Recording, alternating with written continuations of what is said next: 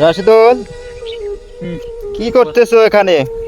এই তো খুব গভীর চিন্তায় আছি। কিসের এত গভীর চিন্তা? গভীর চিন্তাটা হলো এই যে আমাদের নারায়ণপুরের ভাইরাল তাজু ভাই, হ্যাঁ, সে যখন ভাইরাল হয় নাই হ্যাঁ, তখন তার অবস্থান কিরকম ছিল।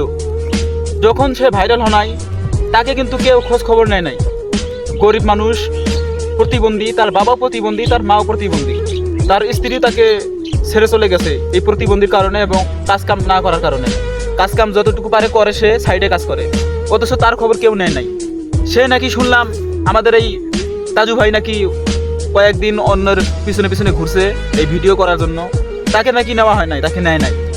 আর যখনই সে ভাইরাল হলো, 26শে মার্চে গিয়ে যে ভাইরাল হলো ভিডিওটা করে, সাথে সাথে তারপর থেকে প্রত্যেক ভিডিওর মধ্যে দেখা যায় সেই লোকগুলোই আবার তার পিছনে পিছনে থাকে। তাহলে এখানে ভাবার চিন্তা হলো যে যতক্ষণ সে তার ভাগ্যকে সে ঘুরাতে পারে নাই ততক্ষণ কিন্তু তার অবস্থান ছিল পায়ের নিচে, অন্যের পায়ের নিচে। এখন সে তার যখন ভাগ্যের চাকাটা হয়ে গেল, সাথে সাথে কিন্তু ওই লোকগুলি আবার তার পিছনে পিছনে ঘুরতেছে। এমনকি জুতা যদি আনতে বলে জুতাও আনতে হয়, কারণ তারা এখন আবার তাজু ভাইকে ভিডিও করে তাদের চ্যানেলে ছাড়ে, তাদের চ্যানেল নাকি আরো উপরে উঠতেছে। এরকম চলতেছে, সেটাই ভাবতেছি আর কি। তাই নাকি? তা আমার এই ভিডিওটা যারা দেখবে তারা যদি আরো কিছু ভাবে বা কোনো কিছু বলার থেকে কমেন্ট করে বললে আরো ভালো হতো।